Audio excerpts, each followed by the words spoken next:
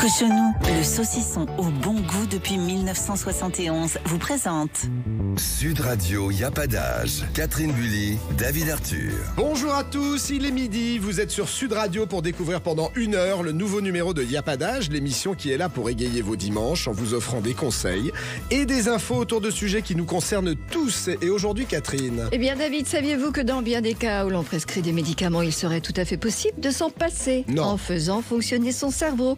On va lever le voile sur cette approche avec le psychiatre Stéphane Clerget.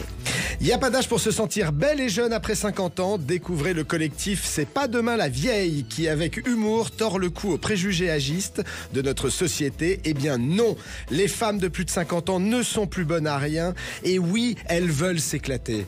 Y a pas d'âge pour s'épiler sexy à la maison avec la lumière pulsée, David. Et oui. En vieillissant, les poils gagnent du terrain et le budget épilation explose. Heureusement, les tout nouveaux épilateurs à lumière pulsée que l'on trouve dans le commerce viennent à bout de n'importe quel poil disgracieux. On vous dit tout sur cette révolution. Il n'y a pas d'âge pour avoir bonne mine sans soleil. Ariane Goldet vous dévoile les compléments alimentaires et les aliments efficaces pour avoir un teint allé. Et nous recevrons l'écrivain Olivier Ball, une des grandes voix du polar et du thriller, lauréat de nombreux prix. Il nous présente aujourd'hui La Meute aux éditions XO, une plongée glaçante dans la mécanique du fanatisme politique et sociétal. Sud Radio, y a pas d'âge. Saviez-vous que dans bien des cas où l'on prescrit des médicaments, il serait tout à fait possible de s'en passer en faisant fonctionner Catherine ? Son cerveau, évidemment. Son cerveau. Eh bien, effectivement. Alors, ce qui serait plutôt bon pour notre organisme à une époque où l'on n'a jamais autant consommé de médicaments. De nombreuses maladies seraient-elles en réalité le produit de la surréaction du cerveau ? Eh bien, pour lever le voile sur cette approche, nous recevons aujourd'hui le psychiatre Stéphane Clerget, qui vient de publier le livre Le cerveau médecin aux éditions Leduc. Bonjour, docteur Clerget. Bonjour, David. Bonjour. Est-il vraiment possible de guérir par la seule force de l'esprit, docteur? Et quelles sont les maladies concernées, surtout? Alors oui, il est possible d'aller mieux, de se soulager et surtout d'éviter de tomber malade. Alors une fois qu'on est malade, on peut s'améliorer, on peut parfois guérir grâce à son cerveau. Ce qu'on accepte volontiers, c'est l'idée que notre cerveau peut nous rendre malade. Aujourd'hui, on le sait. Avec toutes les maladies du stress, on sait très bien que les angoisses, le stress, le traumatisme, tout ça peut se traduire par des maladies. Tout le monde, peut-être, on a fait l'expérience. Ce qu'on sait moins, c'est que l'inverse est vrai. Et que notre cerveau, quand il est mis dans certaines dispositions, a le pouvoir de nous soulager. Mais en fait, il le fait souvent à notre insu. C'est-à-dire qu'on sait quand on tombe malade, on ne sait pas toutes les maladies qu'on a évitées grâce à notre cerveau. Alors, et quels sont les pouvoirs insoupçonnés que justement le cerveau peut avoir sur notre corps, enfin que l'esprit peut avoir sur le corps dans le quotidien? Alors, ça peut agir sur différentes maladies, évidemment toutes les maladies psychosomatiques, c'est-à-dire les maladies qui ont une origine émotionnelle, certaines formes d'asthme, l'eczéma, le psoriasis, 75% des maladies digestives qui sont dites fonctionnelles. Quand votre gastro-entérologue vous dit c'est fonctionnel, ça veut dire qu'il y a une origine émotionnelle et non pas physique. Donc évidemment, sur ces maladies-là, on le comprend aisément, le cerveau a le pouvoir d'agir en se soulageant et du coup, les troubles physiques, qui sont l'expression de la maladie, disparaissent. Mais pas seulement. Quand on lutte contre les infections, eh bien, c'est aussi grâce au pouvoir du cerveau qui agit sur notre système immunitaire qui est extrêmement développé. On va sans doute en reparler. Et puis, il agit également sur notre humeur. Bref, sur la plupart des maladies, notre cerveau joue un rôle et peut prévenir ou soulager, voire guérir certaines de nos maladies. Et ça, il faut aussi apprendre évidemment à le contrôler. Ça peut être spontané, mais on peut aussi l'aider, on peut l'activer par différentes méthodes dont je parle dans le bouquin Le cerveau médecin. Alors justement, docteur Clerget, moi je voudrais qu'on parle de dépression. Le cerveau peut-il fabriquer naturellement des antidépresseurs dans notre corps ? Oui, effectivement, et on s'est d'ailleurs inspiré des pouvoirs du cerveau pour fabriquer les médicaments. C'est-à-dire que les médicaments n'ont rien inventé. On a repéré dans notre cerveau les neuromédiateurs qui sont à l'origine de notre bien-être, que ce soit la sérotonine, la dopamine pour la motivation, la noradrénaline pour la stimulation physique. On a repéré ça et finalement, les médicaments apportent des choses qu'en fait, notre cerveau peut fabriquer lui-même. Et donc, on peut le stimuler pour qu'il les fabrique lui-même. Vous savez, quand vous tombez amoureux, vous sécrétez des tas de neuromédiateurs qui font que vous êtes aussi de bonne humeur. Donc, l'idée, c'est de stimuler ces fabrications-là, indépendamment de la relation amoureuse, par exemple. Mais les médicaments, encore une fois, ils n'ont fait que recopier ce que notre cerveau sait fabriquer. Alors justement, dans le cas de la douleur, parce que parfois il y a des douleurs qui sont quand même très difficiles à supporter, je pense par exemple à la douleur neuropathique. Est-ce que le cerveau a la possibilité de fabriquer des antidouleurs ? Oui, c'est formidable et on s'en rend compte un peu maintenant et c'est de plus en plus utilisé dans les services anticancéreux ou même dans les services dans les techniques d'anesthésie. Hein. On sait l'utilisation de l'hypnose pour anesthésier les gens et faire en sorte qu'on puisse les opérer avec très peu d'anesthésique, voire sans anesthésique. Quels sont les outils qu'il a notre cerveau? Eh bien, c'est les fameux endorphines, c'est de la morphine naturelle que notre cerveau fabrique et qu'on peut du coup stimuler. Et ça peut être stimulé par différentes activités. Par exemple, la musique, l'écoute musicale apaise la douleur. On sait que quand il y a des syndromes douloureux, l'écoute musicale va stimuler la sécrétion d'endorphines et d'autres outils qui sont un peu complexes à énumérer ici, mais qui abaissent le seuil de la douleur et qui permettent de donner moins d'antidouleurs. Donc ça, c'est des choses qui sont sourcées scientifiquement et qui sont tout à fait passionnantes. On a le moyen d'apaiser, de diminuer sa douleur. Notre cerveau le fait parce qu'il a à cœur qu'on supporte aussi des choses pénibles. Prenons un exemple concret. Il y a 2,5 millions de Français qui souffrent d'eczéma.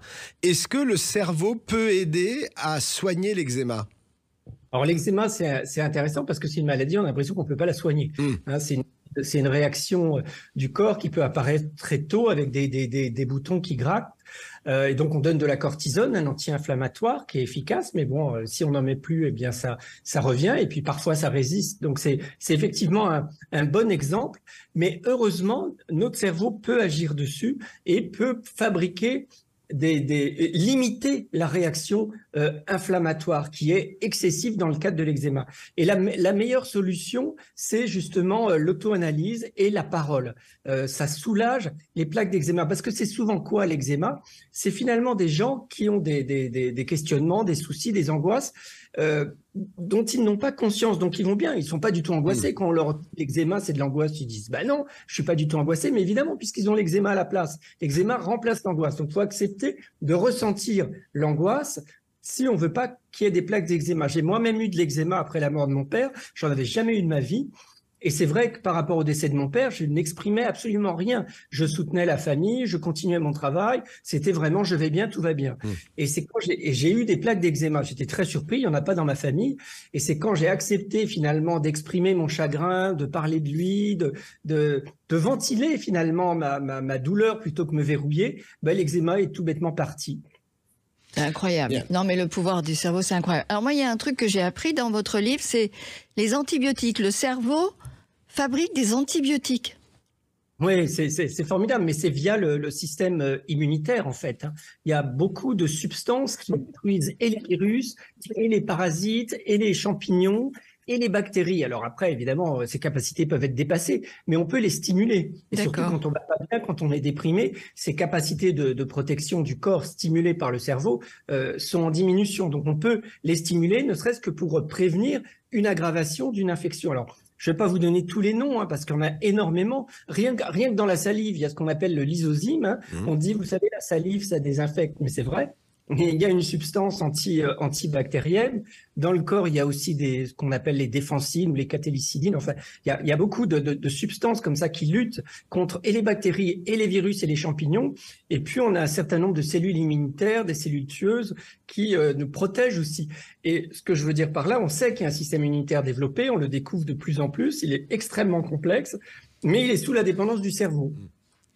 Alors, il y a une chose que vous avancez dans votre livre et qui va pouvoir peut-être faire bondir certaines personnes, c'est vous dites que le cerveau peut agir en fabriquant des médicaments anticancéreux.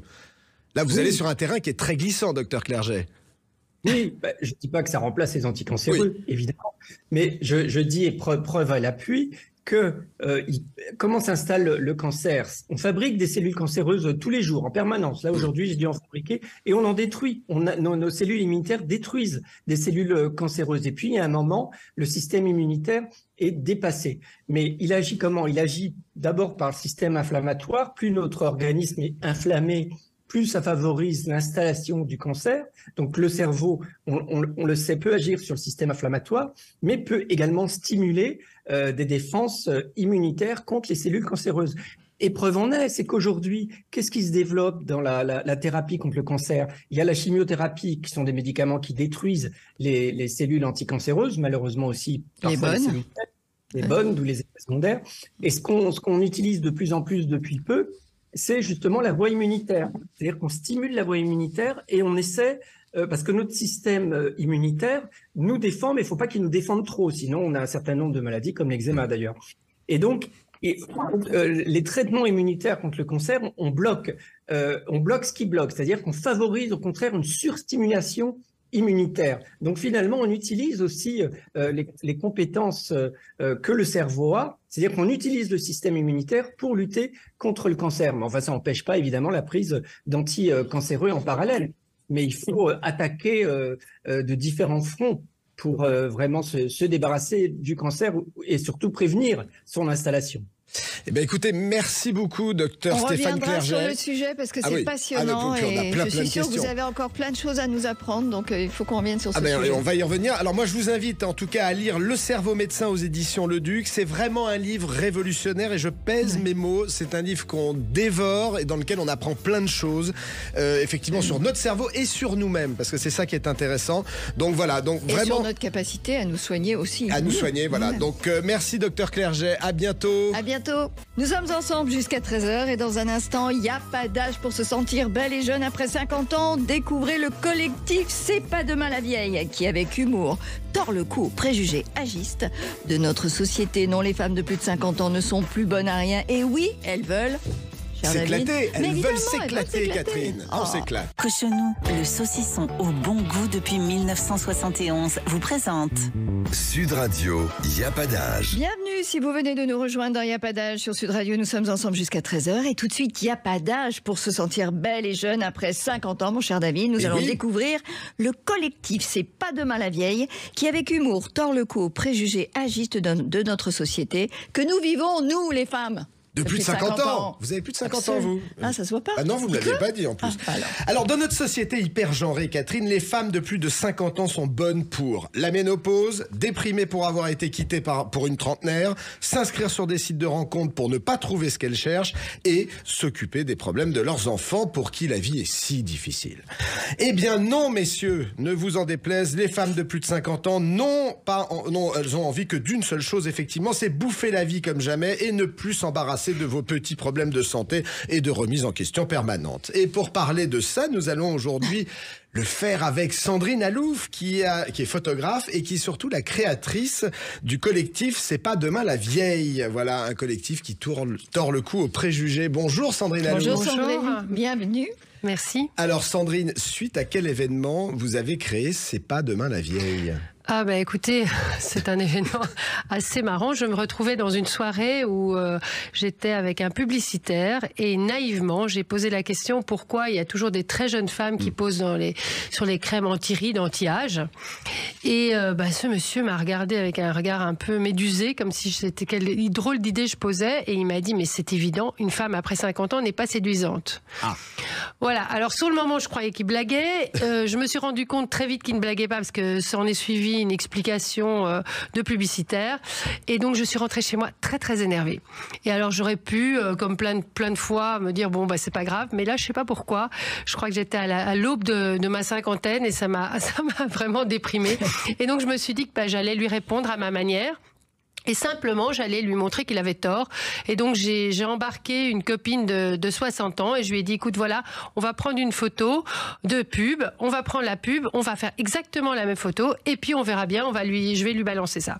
Donc, on a passé un dimanche à rigoler et à faire des photos. Et puis, quand j'avais donc la photo dans la boîte, j'ai voulu lui envoyer, mais dans mon énervement, j'avais déchiré ses coordonnées. Ah. Donc ça, c'était pas terrible. Et donc je me suis dit, mais en fait, comme lui avait pris les miennes pour continuer le débat, de m'expliquer bien tout ça, je me suis dit que j'allais poster ça sur mon Instagram, raconter l'histoire, et on verrait bien, il allait répondre. Et en fait, il n'a jamais répondu.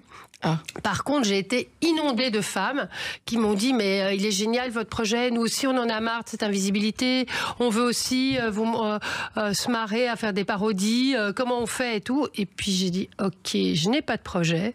J'ai regardé mon mari et j'ai dit qu'est-ce que je fais là, je suis inondée là, je peux pas, je dois leur répondre. Et il m'a dit écoute, t'appelles ça c'est pas de mal à la vieille et tu continues. Et voilà comment on en est arrivé là. C'est génial. Et il y a ça depuis 2 ans, je rencontre des femmes incroyables.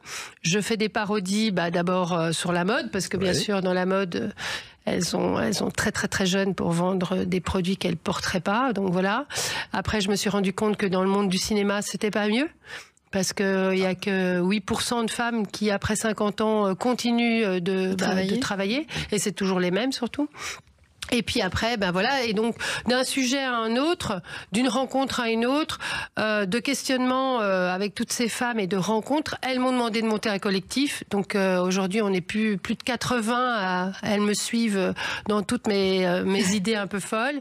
Et puis force de ça, je me suis dit qu'il était temps de monter aussi une association qui s'appelle Agitez-vous. Et qui a des actions toujours avec beaucoup d'humour parce que je pense que c'est en fait d'abord c'est mon ADN et puis je pense que parler de choses qui sont pas super faciles parce qu'on y va tous vers la vieillesse avec humour et joie, ça change beaucoup. Bah oui. Alors quels sont ces dictats en fait qui sont imposés par la société? Alors D'abord, il y a la dictate de la jeunesse, ça c'est l'éternelle jeunesse éternelle dont les crèmes anti-rides, anti-âge nous vantent les mérites parce que maintenant, quand vous les examinez, c'est extraordinaire. Vous avez droit en 3 semaines à gagner 10 ans. 10 ans, c'est quand même formidable. Voilà. Il y a bien sûr le fait d'être toujours en forme, de fine, maigre, voire pas trop manger, être très drôle, toujours de bonne humeur, être sportive, et puis surtout avoir de l'entrain tout le temps. Donc ça, c'est voilà. Mais surtout pour ce qui m'intéresse moi, surtout c'est le fait qu'on n'a pas de rôle modèle, qu'on n'a pas de référent, qu'on nous voit très peu dans tous les domaines, fait que on se retrouve avec des femmes qui elles ont comme pire ennemi elles-mêmes en fait. Elles ont la sensation de se dire ah non j'ai plus droit, j'ai pas l'âge, voilà et donc ces constats et ces dictats que la société nous met sont assez violents. Alors justement, Sandrine, à travers vos séances de photos, comment ces femmes se libèrent de leur carcan? Vous avez 2-3 exemples? Ben oui, en fait, ce qui est très marrant, c'est que comme moi, je propose des parodies, en fait, ce n'est pas un portrait. Donc, dès lors que ce n'est pas un portrait, elle joue un jeu. Elle se retrouve à jouer la comédie, elle se retrouve à jouer un peu comme une petite fille qui se déguise et qui va jouer. Donc déjà, il y a une espèce de libération de se dire bon ok, allez, je vais le faire parce que c'est pas moi, tout à fait. Et le fait de le faire, le fait de s'octroyer, d'oser, de se donner ce temps de délirer, fait que quelque part elles ont toutes changé quelque chose dans leur vie après avoir fait une photo. Donc ça, c'est assez extraordinaire. C'est ce qui me donne envie de continuer. C'est ce qui me dit que ce projet est d'utilité publique et sociale et qui me fait avancer. Au fait, c'est assez extraordinaire. Et donc, comme exemple, là, on a fait des photos par rapport à des parodies de sport. Et il y avait une femme qui m'a dit ah non mais moi je monte pas mes jambes, je viens en jogging, ok. Et donc Nicole est arrivée en jogging et puis Nicole, je lui ai dit excusez-moi, vous pouvez changer de jogging pour la photo. Et quand elle a enlevé son jogging, je lui ai dit mais Nicole, vous avez vu vos jambes? Et elle m'a dit mais non, mais qu'est-ce qu'il y a mes jambes? Je lui ai dit mais vous avez des jambes extraordinaires, s'il vous plaît mettez cette jupe et faites-moi l'effort de venir sur le terrain de tennis, voilà. Et au fait Nicole, dans l'engouement, parce qu'en fait je fais des photos en collectif et donc les autres disant ouais c'est super tes jambes et tout, bon voilà, vous êtes partis dans le truc et la voilà sur le terrain. Elle n'avait jamais tenu une raquette de sa vie, donc c'était assez rigolo, on a beaucoup ri.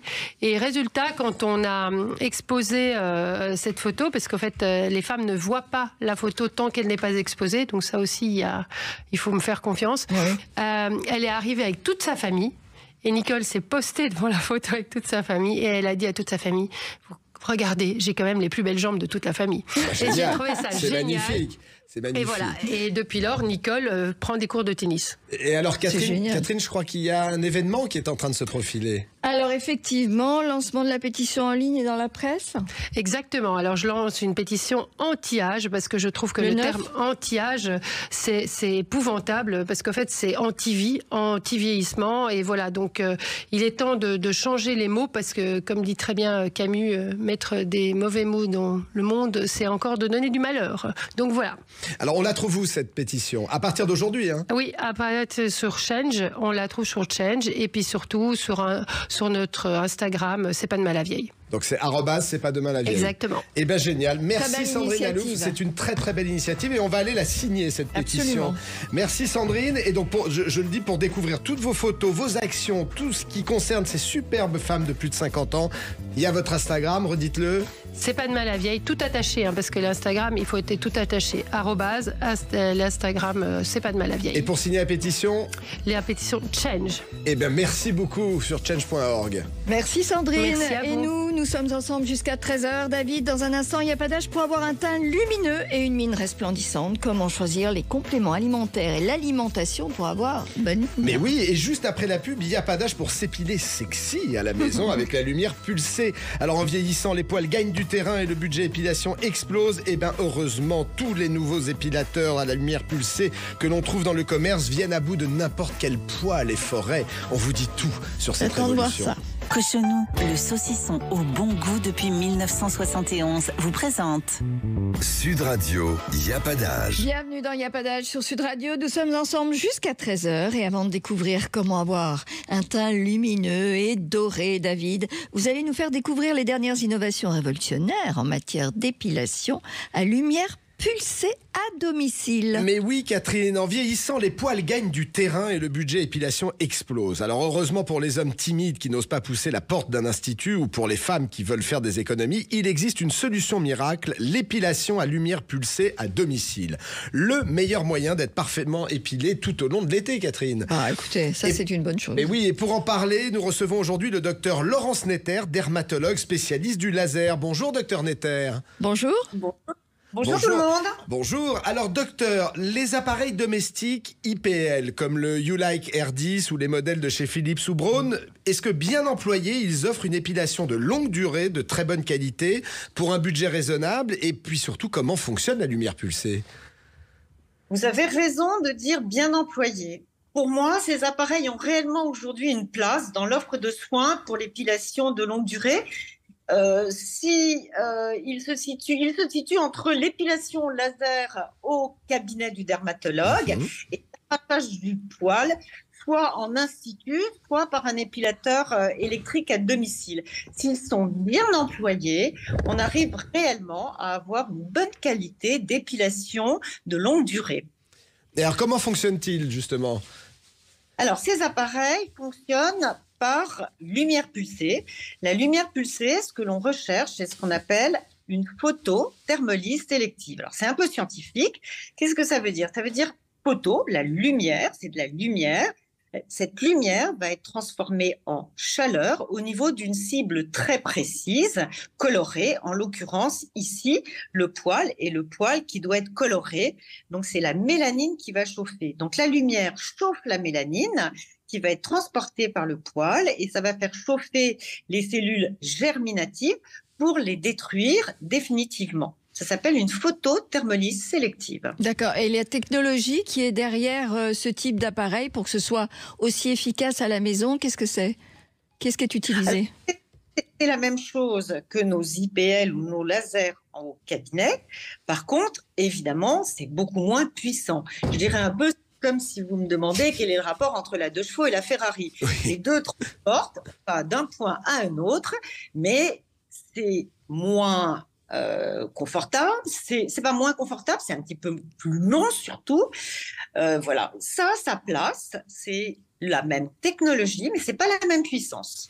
Alors justement, dans les derniers modèles, je pense notamment au YouLike R10, on met en avant une technologie qui s'appelle Saphir Ice Cooling et qui permet de protéger la peau en prévenant les brûlures et en laissant la peau comme neuve après chaque séance. Est-ce que ça, c'est révolutionnaire, docteur?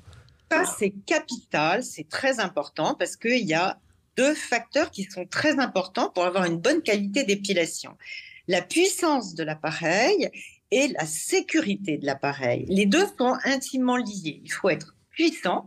Et quand on est puissant, on va chauffer. Donc, quand on chauffe, on a un risque de brûlure.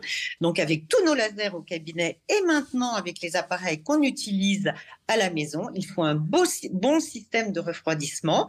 Et le Saphir refroidi qu'utilise par exemple YouLike est très récent et procure un très bon froid, très contrôlé. Donc, ça permet d'utiliser des puissances plus importantes qu'avant.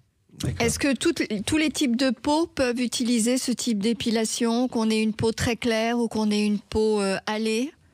Alors là, je vais répondre à la question, c'est pour l'ensemble des lasers, que ce soit nos lasers qu'on utilise au cabinet ou c'est-à-dire ces petits appareils qu'on utilise à la maison. Le principe, c'est toujours le même, on fait chauffer une cible colorée et il faut qu'il y ait très peu de déperdition de chaleur dans la peau. Donc la meilleure indication, c'est le poil noir sur une peau blanche. On va très bien faire chauffer le poil et il va y avoir très peu de chaleur dans la peau. Donc plus le contraste est important entre le poil et la peau, meilleur est le résultat. Donc du coup, on a tout de suite des contre-indications. Ces contre-indications, c'est pas d'épilation sur une peau bronzée, pas d'autobronzant, pas d'huiles essentielles avant, et il ne faut pas prendre de vitamines qui contiennent du bêta-carotène ou des choses qui peuvent foncer la peau. D'accord, ok. Et est-ce qu'il y a d'autres contre-indications ou vraiment il n'y a que celle-ci? Alors pour moi, ça ce sont les précautions d'emploi. Les contre-indications, ça veut dire est-ce qu'il y a des pathologies qui font qu'on ne peut pas utiliser le laser? Oui, le vitiligo. Parce que le vitiligo, on a un problème avec la mélanine qui est manquante. Or, la réserve de mélanine, c'est le poil. Donc, il faut vraiment garder cette réserve de mélanine. Et puis ensuite, il y a les précautions d'emploi. Ça, c'est encore un autre sujet. Mais les contre-indications, c'est vraiment le vitiligo. Et puis après, il y a les mauvaises indications. Pour moi, les mauvaises indications, ce sont les poils qui sont hormonodépendants, c'est-à-dire les poils du visage chez la femme. Je ne conseillerais pas une épilation avec un home device sans une consultation chez le dermatologue avant. Et puis ensuite, les poils qui sont très hormonodépendants, par exemple le torse chez l'homme, eh bien, l'indication est bonne, mais ça va être plus compliqué parce que derrière, il y a la testostérone qui va pousser la repousse, qui va pousser le poil à refaire du poil. Et donc, ça va être beaucoup plus difficile et beaucoup plus long. Ce n'est pas une mauvaise indication, c'est juste que ça va être plus compliqué. Eh bien, merci beaucoup, Dr Netter, pour toutes ces indications, pour ce sujet vraiment passionnant. Et alors, sous condition d'avoir donc un bon appareil d'épilation à lumière pulsée à domicile, de dernière génération, eh bien, fini la forêt amazonienne pileuse, les rasages tous les 3 jours, les coupures, les poils incarnés et disgracieux. Alors, et maintenant, Catherine, dans Y'a pas d'âge pour avoir bonne mine sans soleil, notre rédactrice beauté préférée, la reine du cha-cha-cha et du coup du sombrero, Ariane Goldet va nous dévoiler. En personne est là. Eh bien, elle va nous dévoiler les secrets d'un teint hâlé lumineux en choisissant, je crois bien, ses compléments alimentaires et ses aliments. C'est ça, Catherine? Mais oui, c'est ça. La semaine dernière, elle nous a donné des astuces pour avoir bonne mine avec des gouttes auto-bronzantes, avec des crèmes. Et puis finalement, il ne fait toujours pas très très beau. On peut pas dire le contraire. Donc Ariane revient avec cette fois. C'est l'intérieur qui est pris en considération. Elle nous donne des idées de compléments alimentaires et d'alimentation. Voilà, alors il existe des compléments alimentaires qui sont auto-bronzants, si on peut dire, et qui apportent un pigment coloré à la peau, donc du bêta-carotène en général, pour faire monter la mélanine dans la peau, le pigment naturel responsable du bronzage. Alors, en augmentant cette quantité de mélanine et de pigment dans la peau, ils vont donner l'apparence d'un petit bronzage naturel, sans avoir à s'exposer au soleil. Pour les peaux claires qui ont du mal à bronzer sans brûler, c'est une très bonne préparation avant d'aller à la plage. Et puis, elle réduit ces compléments alimentaires aident à réduire des démangeaisons que certaines femmes peuvent avoir sur le décolleté pendant les premières expositions solaires. Oui. Ça s'appelle la lucite estivale bénigne. Les petites rougeurs? Oui, c'est ça qui gratouille. Voilà. Mais Répète attention, le ces gélules... Répète le mot. C'est que je l'ai pété. Oui, très bien. Mais alors, attention, ces gélules ne protègent pas la peau des brûlures, des UV. quelle que soit leur nature. Donc ce ne sont pas des écrans solaires. Il faut bien comprendre ça. C'est important de le spécifier. Voilà. C'est pas parce que vous prenez des compléments alimentaires qu'il faut ne pas prendre de crème solaire avec des indices de protection élevés. Voilà. Qu'est-ce qu'on trouve comme principe actif dans ces gélules? Des caroténoïdes, du bêta-carotène et de l'astaxanthine. Alors, il faut préférer les compositions qui apportent aussi des antioxydants et des vitamines. Pourquoi? Parce que ça protège la peau des radicaux libres et donc ça renforce son éclat et ça lutte contre le vieillissement. Ces gélules, vous les trouvez partout en pharmacie avec Dorian, Cénobiol, Solgar, Biocite, en grande surface. Biosens, par exemple, dans les instituts comme chez Payot et même dans les magasins Aromazone avec la nouvelle mélanine. D'accord. Alors là, on est au mois de juin.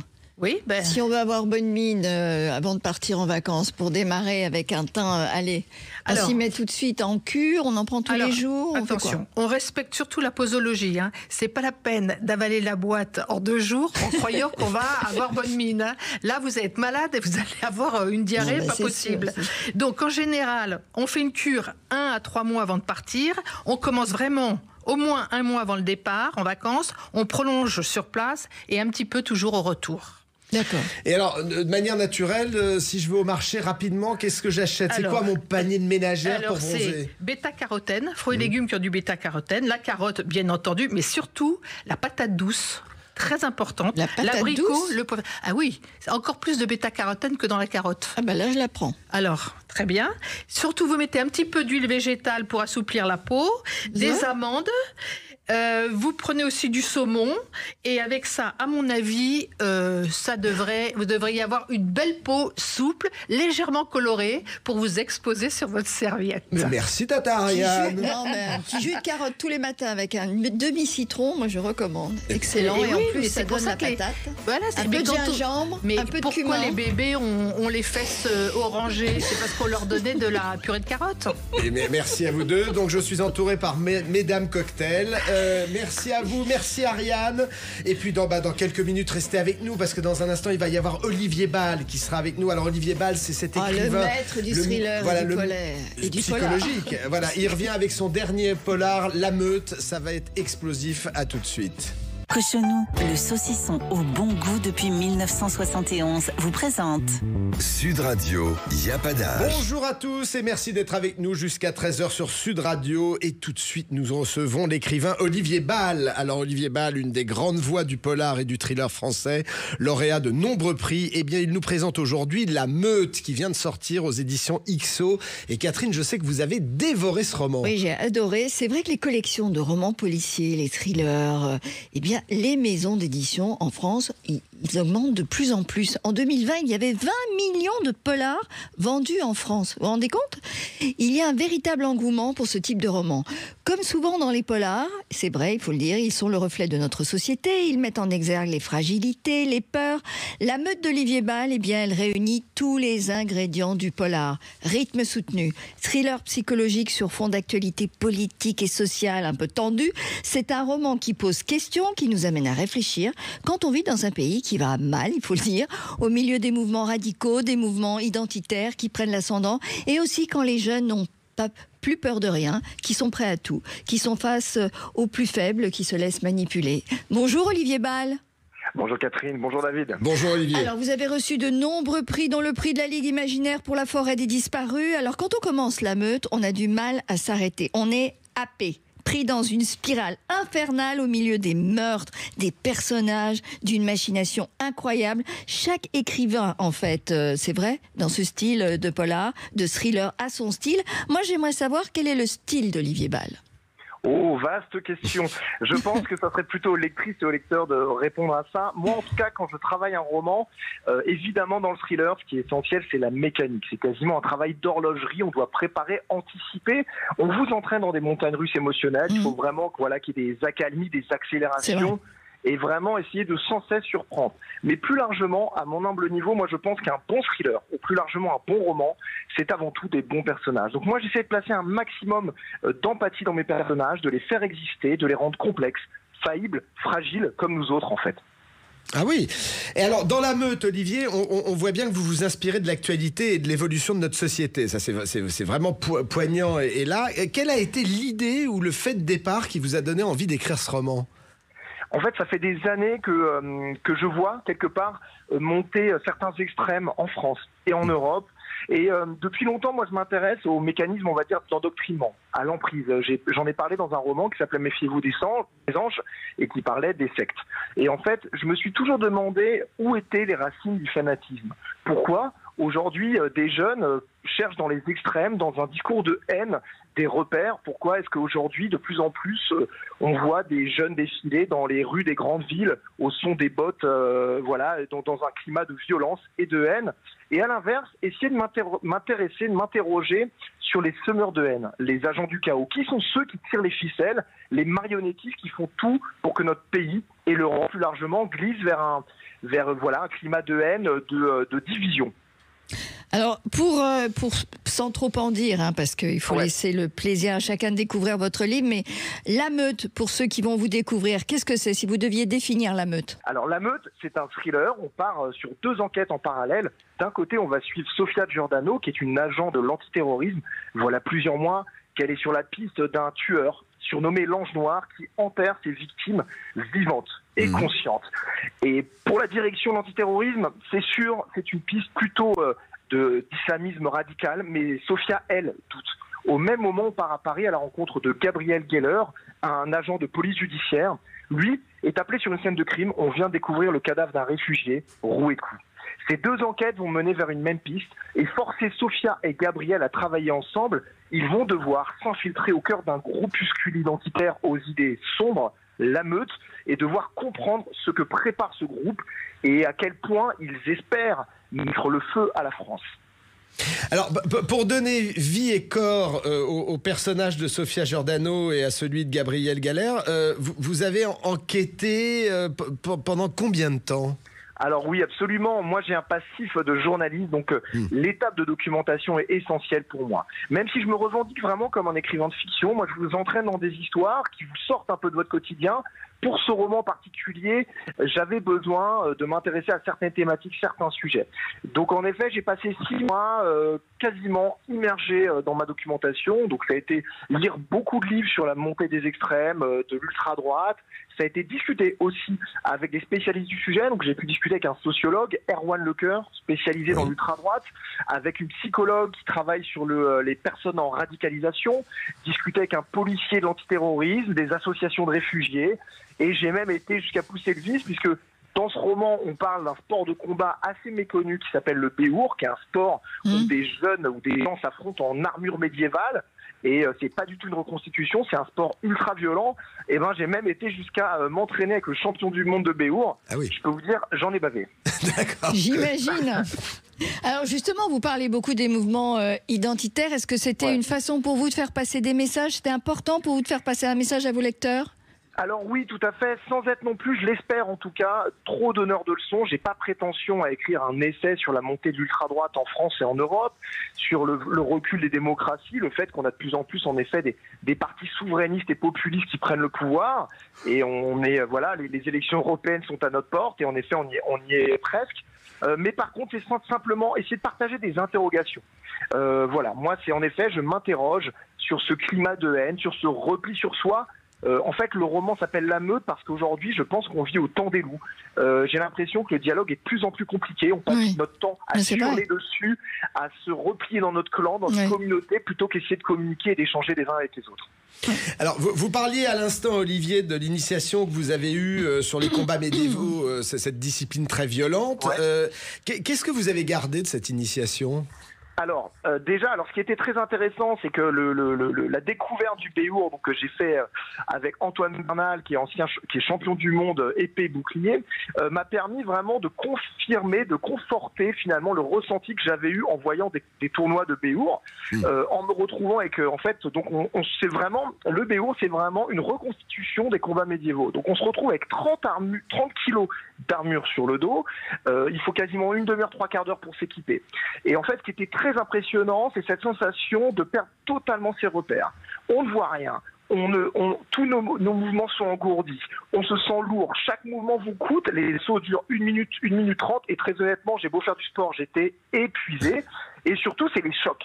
Les chocs qu'on se prend, et en fait, naturellement, on se met en apnée, on retient son souffle tellement on n'a pas cette habitude-là. C'est dingue. Et en fait, voilà, c'est assez dingue. Mais par contre, voilà, je veux pas non plus, dans mon roman, j'essaie vraiment de distinguer le béour de ce vers quoi va glisser mon personnage Louis, parce qu'il va commencer par faire du béour. Donc ce sont des combats en armure, mais avec des règles. Hein. Donc il y a vraiment des arbitres, il y a des coups qui sont interdits, donc les coups d'estoc, les coups directs, les armes, leurs lames sont aiguisées. Et donc, il y a certaines choses qui sont vraiment interdites. Louis, lui, durant l'histoire, va glisser vers quelque chose d'autre, avec des combats plus violents, plus radicaux. Mais vraiment, le béour, aujourd'hui, c'est vraiment un sport qui essaie de revendiquer sa légitimité, de créer des fédérations, des tournois, etc. Alors, c'est vrai que dans ce livre, il y a 2 enquêtes. Et ces 2 enquêtes vont sur 2 terrains différents. D'un côté, effectivement, les mouvements identitaires. Et de l'autre côté, avec la découverte de ce réfugié, on a l'impression que vous avez envie aussi de donner une dimension sociale et humaine dans ce livre, en parlant de la condition des réfugiés. Oui, tout à fait. J'avais envie, quelque part, de donner la parole à ces invisibles. Je les appelle les invisibles parce qu'en effet, je trouve souvent que les exilés, les réfugiés, sont des personnes qu'on voit comme ça en périphérie, qui restent aux portes de nos vies, aux portes de nos existences, comme aux portes aussi de nos villes. C'est des personnes qui sont souvent assimilées, on en parle, c'est des statistiques. Des chiffres, des photos floues quand on voit des photos de ces personnes qui débarquent sur nos côtes après des traversées dangereuses. Et moi, j'avais envie, à ma toute petite échelle, en toute humilité, de leur apporter une vie, une existence. Et donc, j'ai imaginé ce personnage de Daria. Donc, Daria Mansour, c'est une Syrienne qui a traversé 8 pays pour arriver jusqu'en France et dont le mari est retrouvé mort. Et en fait, Daria va mener l'enquête aux côtés de Gabriel. Et ce qui m'intéressait, c'est à travers Daria, raconter évidemment son histoire, mais montrer aussi une femme forte, une femme courageuse, une femme brillante. C'est quelque part elle souvent qui a les bonnes intuitions sur l'enquête, et c'est elle, on va s'en rendre compte aussi, qui va peut-être sauver Gabriel plutôt que l'inverse. Est-ce qu'au fil de votre enquête, il y a des choses que vous avez découvertes qui vous ont choqué et que vous n'avez pas osé mettre dans le livre? Alors, non, très honnêtement, non, au contraire. Ce qui est surprenant, c'est que par exemple, quand je parlais du béour avec l'entraîneur avec qui j'ai participé à mon initiation, je lui expliquais qu'en effet, le personnage de Louis va glisser vers des combats où en effet, ça va être des combats sans trop divulgacher le roman, des combats où il n'y a plus aucune règle, où tous les coups sont permis, et des combats jusqu'à la mort en armure médiévale. Et lui m'expliquait que ça serait possible, que ça serait envisageable, et on a parlé ensemble d'un art de combat qui existait en 1935 en Autriche, qui s'appelait le Mensur, et c'était donc des jeunes universitaires autrichiens qui s'adonnaient à de l'escrime en s'attachant les mains gauches et en se frappant avec des fleurets de la main droite, et ils comptaient leurs points à la blessure. Donc, vous voyez, on n'est pas loin de ce que je raconte dans mon livre. Plus largement, ce qui est un peu inquiétant, c'est que ma fiction est un peu rattrapée par la réalité récemment, puisqu'il y a un reportage qui est sorti sur une grande chaîne d'information qui parlait d'un groupuscule identitaire d'ultra-droite qui organisait à Paris des maraudes pour aller donner donc de la nourriture à des sans-abri, mais uniquement des personnes, voilà, on va dire, plutôt blancs, donc pas du tout des réfugiés ou des migrants. Et c'est ce que je raconte moi dans mon livre, et quand j'en parlais dans mon livre, on était encore dans le domaine de la fiction. Absolument. En tout cas, merci beaucoup Olivier Bal. La Meute, pour tous les amateurs de polar, de thriller psychologique, aux éditions XO. Et alors vraiment attention, si vous le commencez, faut avoir un petit peu de temps, hein, parce que vous ne pourrez pas le lâcher. Bon, merci Olivier Bal, au revoir. Merci infiniment. À bientôt. Eh bien nous, merci à vous tous d'avoir été avec nous, de nous avoir suivis, et avec Catherine, on vous souhaite de passer une bonne semaine, et on vous donne rendez-vous la semaine prochaine, dimanche prochain. La semaine prochaine, dimanche prochain, 7h49, avec Jean-Marie Baudry, évidemment, et entre 12 et 13... Il n'y a pas d'âge. Il n'y a pas d'âge. Allez, à la semaine prochaine. Bonne semaine dimanche. À tous. Bon dimanche, au revoir. Sud Radio, il n'y a pas d'âge. Chez nous, le saucisson au bon goût depuis 1971. Un genou, un petit bout de chez nous.